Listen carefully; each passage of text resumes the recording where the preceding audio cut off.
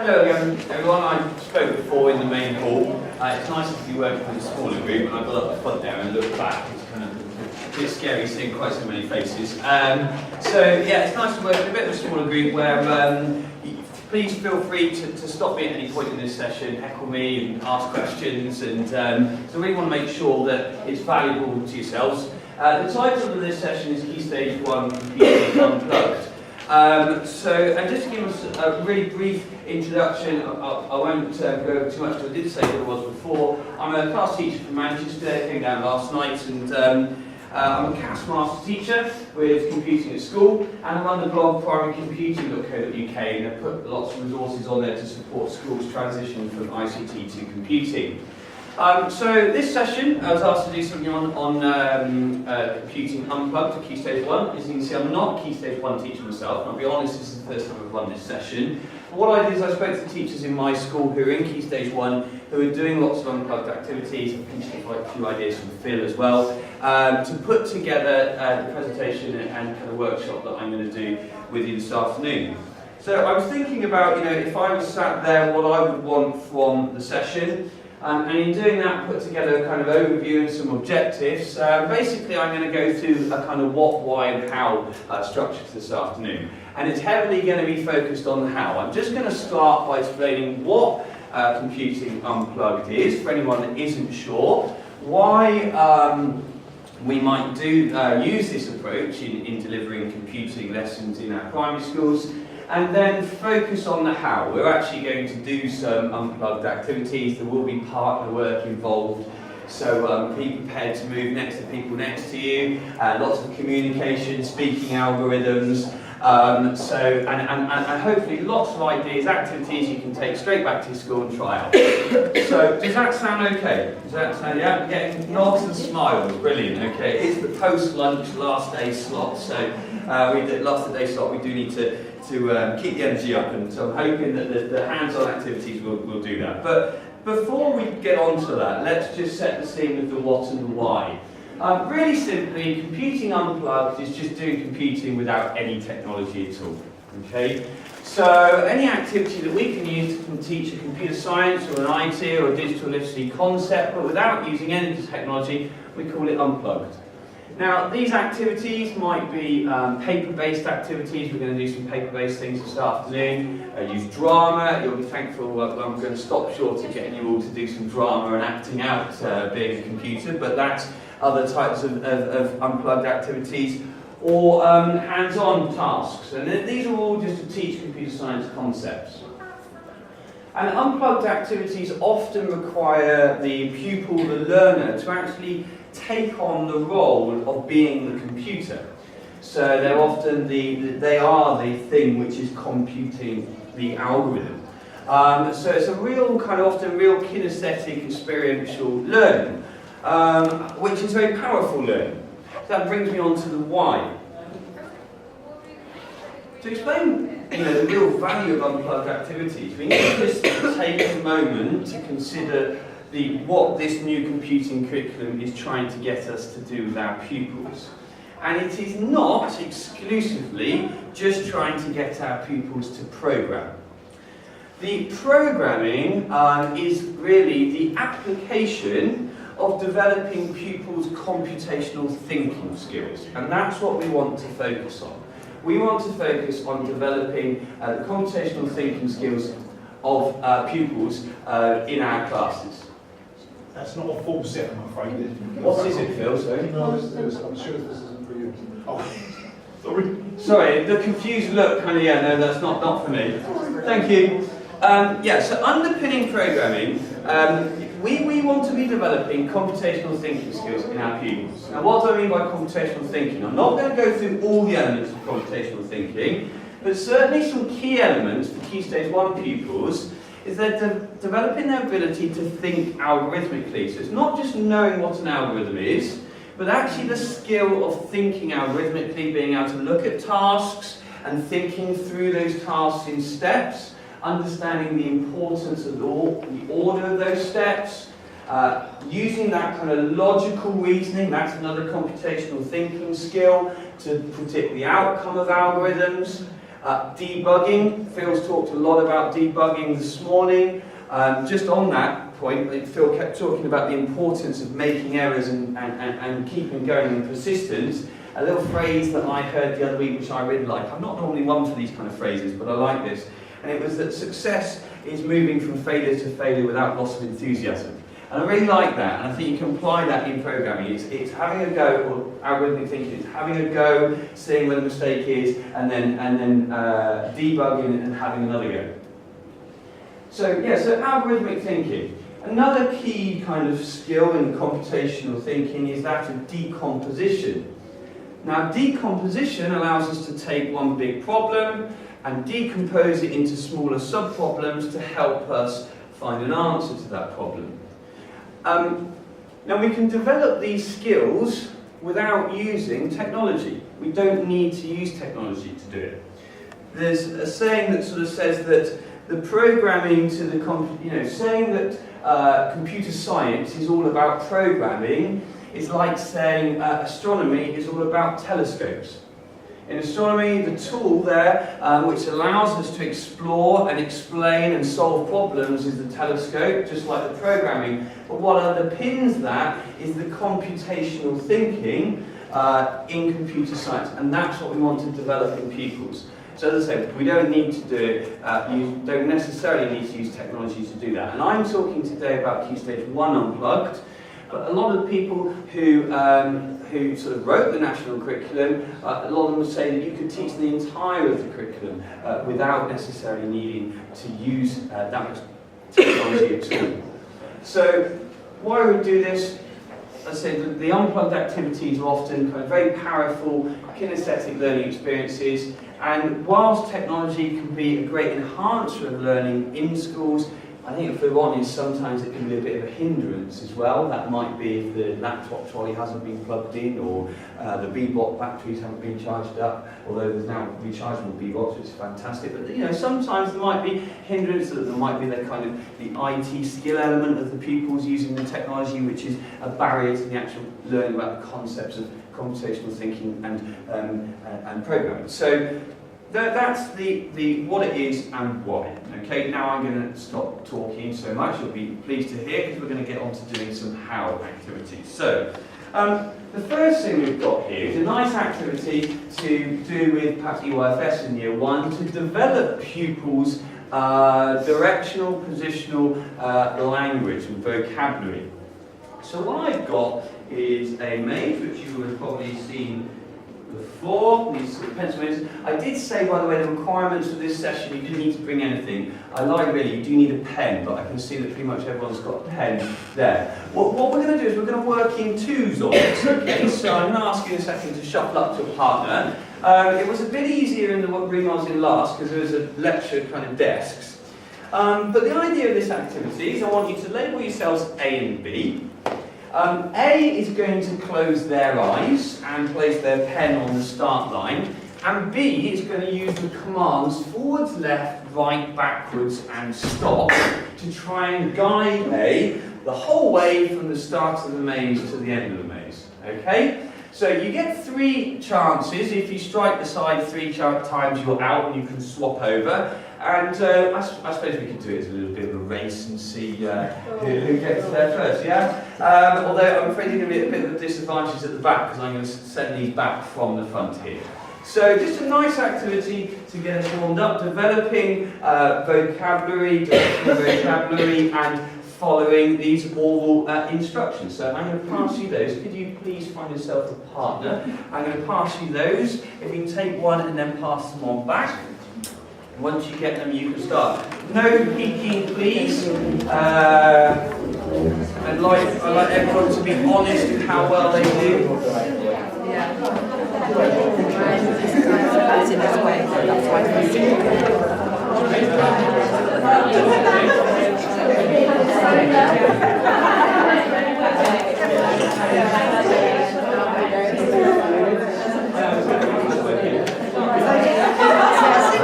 I think that's kind of cheating, trying to memorise the route before you choose one.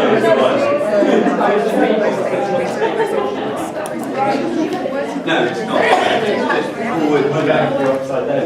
Work the way around the main These moves. Thank you.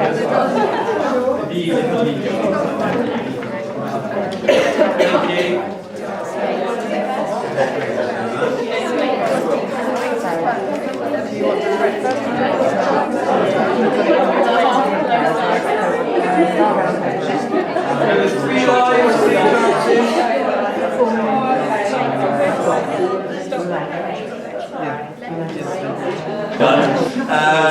I saw a few people just going straight over the walls, and the partner who was giving the instructions made no indication about that they could keep going, keep going. I think that's a really nice activity to do. There's lots of talk, certainly from one of the partners there, in developing their directional vocabulary. We're just talking there about how that can be extended into Key Stage 2 as well, and you can bring in measurements, so you can sort of be saying, writing out the algorithm of move forward 3 centimetres, also compass points as well. But what I wanted to, one of the main points I wanted to note was that what you've done there, you are just following kind of one step at a time there. And the person that's following that is developing their awareness that computers do just follow instructions. They have no intelligence themselves. They're purely deterministic machines. They do as they are told. But what we want to move on to, really, with pupils with this algorithmic thinking, is actually a whole series of instructions in one go rather than one at a time. So as this is a kind of starter, what you can then move on to doing is we have blindfolded robot partners in the school hall toilet paper mazes. I'll better explain that. So we have 2 pupils, and one of them is blindfolded. They're the robot. This time it's a kind of full-body version of this, where they're actually walking, and we mark out the mazes on the school hall floor with toilet paper. It's not very dangerous. They can't trip over or anything like that. And we start again by the pupil kind of following their partner around, saying forward a step, right, etc. But then the natural extension of that is for the pupils to actually try and write the complete algorithm, or at least an algorithm for part of the maze at a time on an individual whiteboard. So 3 steps forward, then turn right, and you're basically becoming a sort of human bebop.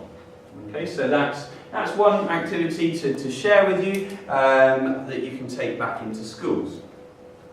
Now I'm going to come on to this idea of decomposition. Decomposition being one of these fundamental computational thinking kind of skills, elements of it. And we're going to do an activity, Phil did mention it earlier, whereby we're going to basically use decomposition first to lead into the design of an algorithm, the creation of an algorithm.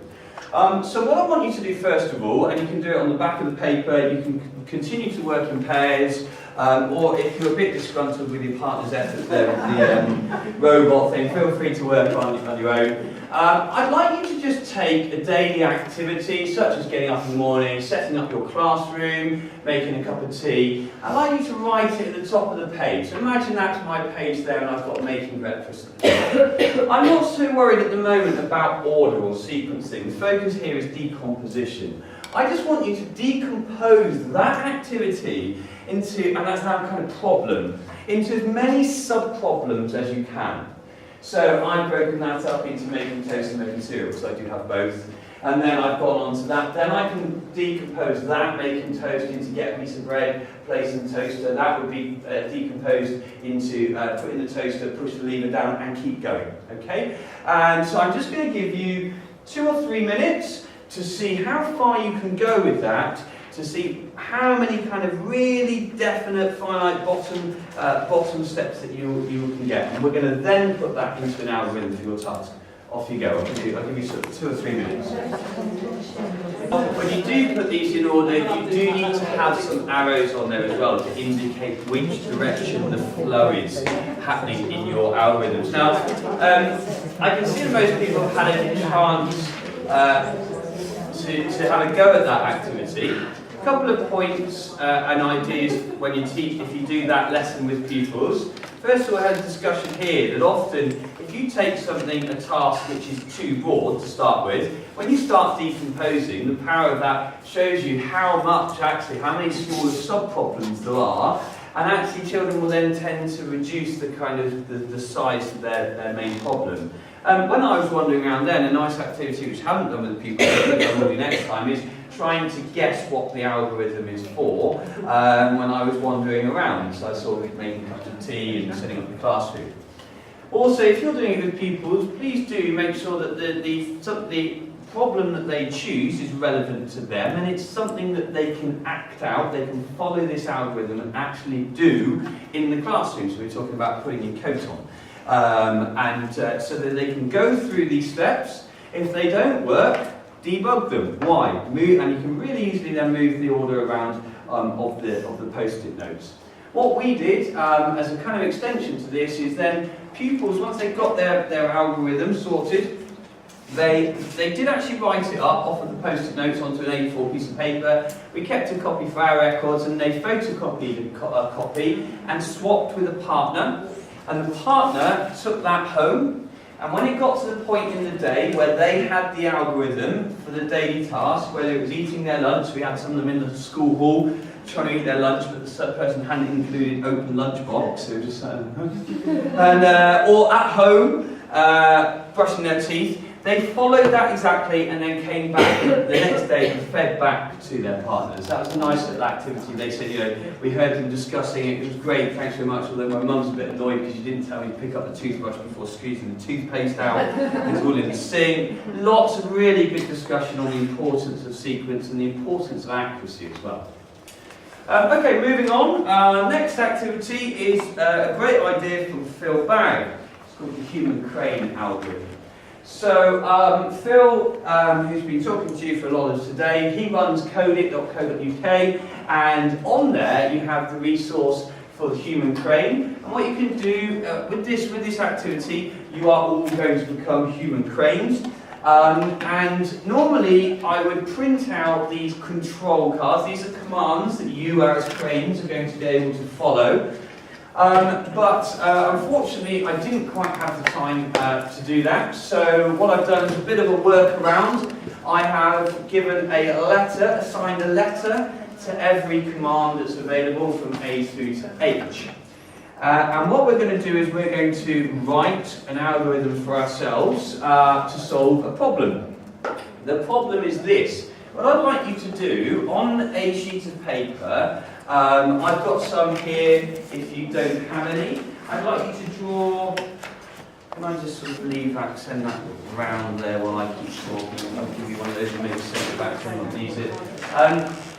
There you go. I'd like you to draw on a piece of A4 paper 3 circles, like that, and I'm going to pass around counters, and I'd like you to have 4 counters. The starting position is 4 counters in the end circle.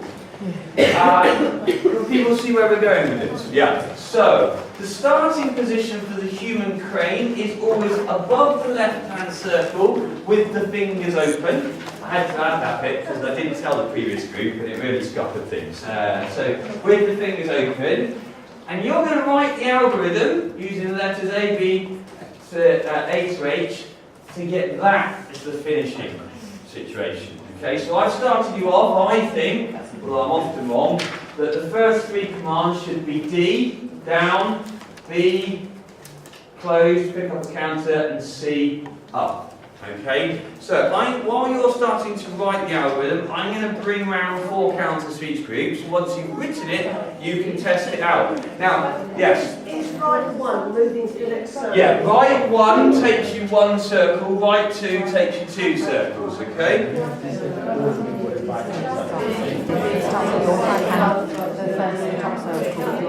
Sorry, John. Yes? That's the end one, that's the end Have I made an error? 3 in the middle. No, one I'm at the end. confused. That's not your fault. It's 3 Yeah, in the which middle, one one you at the get? end. You're trying to get the end one. They're going to start all in 4 in the left-hand one. You need to write the algorithm, so that's the end. That's how they end up. 3 in the middle. 3 in the middle, 1 in the far right one. That's what 2 is, it is 2. It is, yeah. 2 in the back 2. And moving on to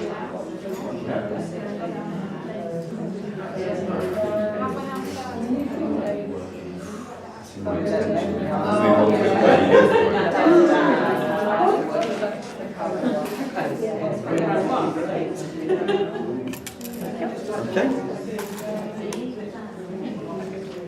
As I said, it's not mine, it's Phil's. He, just for ease, I've done it with the circles and the counters, bringing everything down for Manchester. What he actually does is he has 3 tubs, and he has 3 different coloured blocks arranged in a vertical pattern, and then you have to arrange. The finishing situation is as shown, so you have to think about moving one as a holding one to the centre, to reverse it, to move it onto the end. It really does go. I mean, this activity you could do, as we talked about cargo bond, how complex that can get. This could go right up to Key Stage 2 as well. And if we talk about Key Stage 2, did anybody notice anything in the algorithm that, did anyone notice? I don't want to say, yes. You can do a pattern. Ah, You pattern. can do a pattern from the first one to the second one, and then the last one goes all the way to the end. Brilliant, yeah. And another key aspect of computational thinking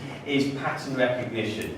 Because a good computer scientist is a lazy computer scientist. Not saying you're lazy, but it's about spotting patterns and using them. So in this algorithm here, if you spotted a pattern, you might choose to use repetition.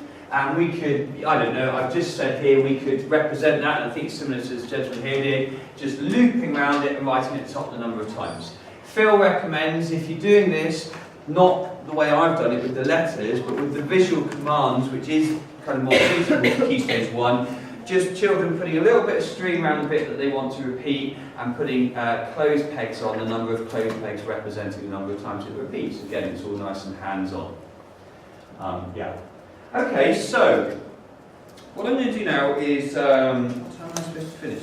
What are you missing your teas and coffees? 10 to 2. We've got about 10 minutes, okay, so in the final 10 minutes, I'm just going to kind of fire through some other ideas, just to kind of give you plenty to take back into school. Then I'm going to ask for some ideas from yourself as well. So I'm going to give you a few minutes to talk to people around you and do a quick feedback session. So, other ideas for kind of unplugged. Musical algorithms, the hokey cokey, it's an algorithm. It tells you how to dance the hokey cokey. Get children following the algorithm. Have pupils write down the algorithm for doing the hokey cokey. There's repetition in there as well. Can they sequence picture cards or create new dance routines? In fact, I'm just thinking those dance maps. Oh, that's technology. I can't do it in this session.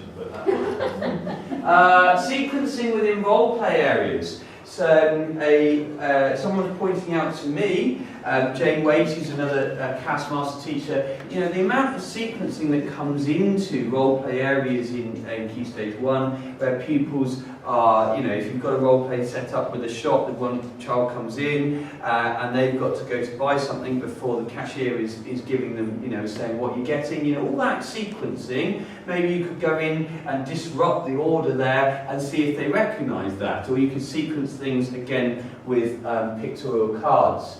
Blindfolded hide and seek, a nice activity that our EIFS team do, is have one child hide, one child is seeking, but they're blindfolded, and they've got to find the hiding child with the person next to them giving them directional instructions. So it's similar to the robot idea that I told you about before.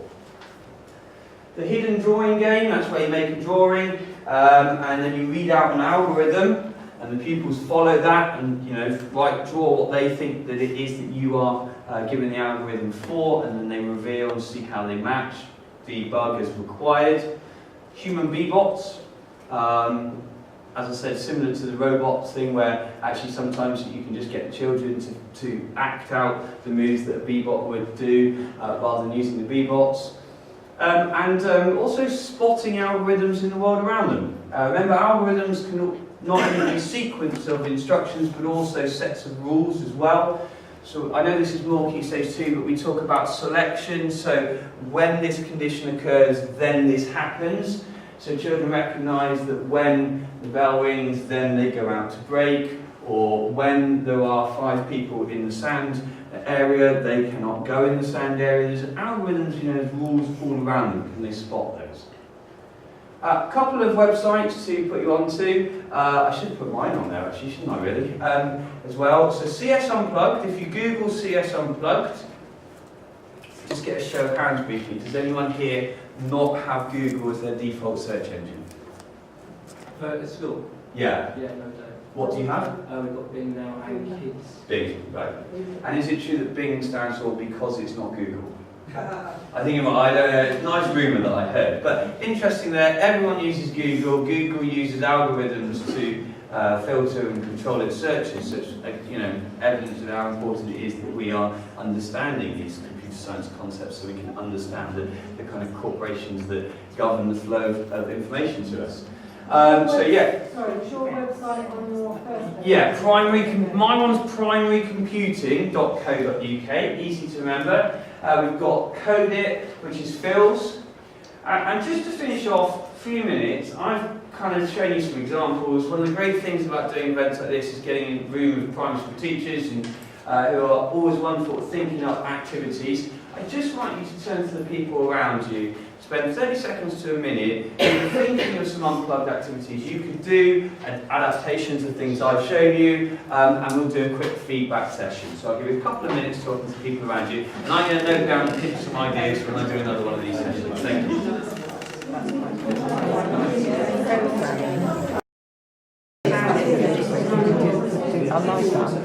Sorry to interrupt. I hear lots of good things being discussed. Would anyone like to share something that they've kind of just talked about with the people around you?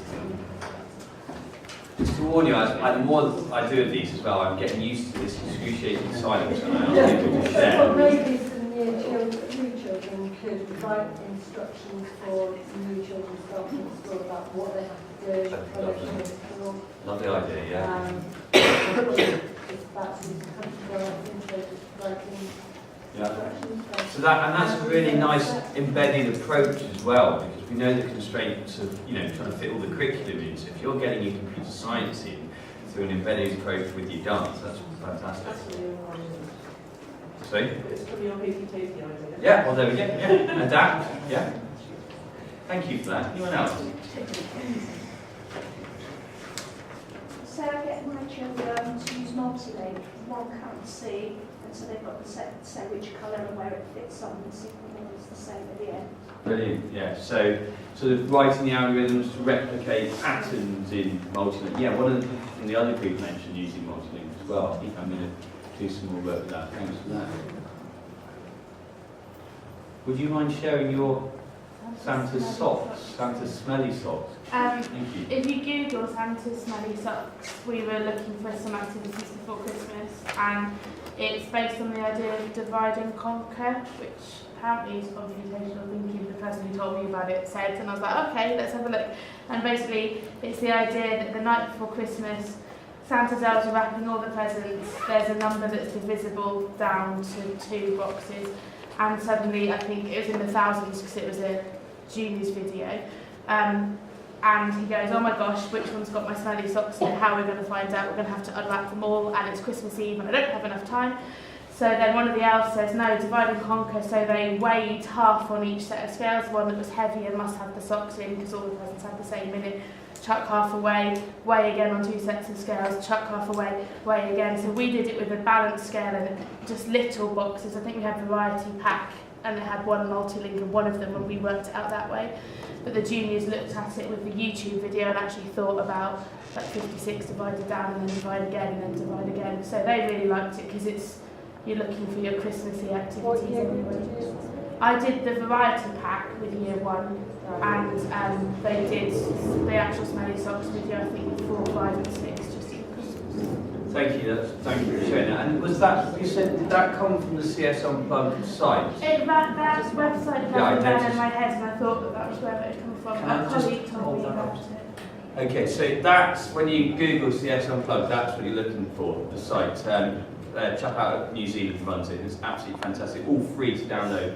Books and books of activities such as this. They have quite a lot of key stage 2E concepts that you can concrete up and shrink for key stage 1. Yeah. Okay, thanks so much. I hope that was useful for everyone, and there's some things you can take straight back into school to try out. If you have any further questions or want to get in touch, please do. My details, I'll leave the details up. I'm sure that Phil's going to be getting you all of these slides as well, so you will have them, or just look up on Twitter, is that .shit. Thank you very much, and it's coffee time now, I think. Okay.